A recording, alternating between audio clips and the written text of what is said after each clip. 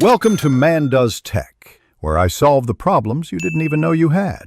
You start by making sure your phone is already connected to the Nest Wi-Fi and you're signed into the correct Google account. This avoids conflicts. Open the Google Home app and locate the Wi-Fi or Nest device card. You're accessing network settings, so you need admin privileges. Once done, tap the Wi-Fi icon to enter network settings.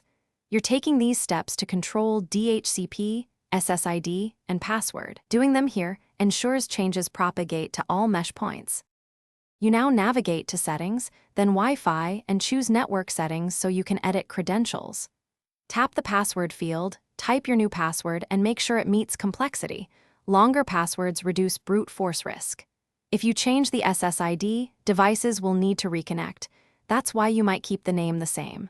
Once you input the new password, hit Save or Done. This writes the change to the primary router and pushes it out to mesh points to keep the mesh consistent. After saving, you must reconnect each device using the new password. Automatic transition doesn't always work, so manually enter it where needed. If several devices fail, restart the primary Nest router and wait 2 minutes for the mesh to resync. This often resolves propagation issues.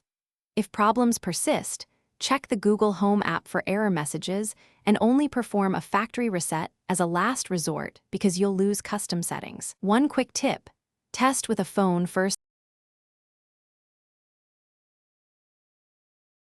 Thanks for watching. If you found this helpful, don't forget to like and subscribe.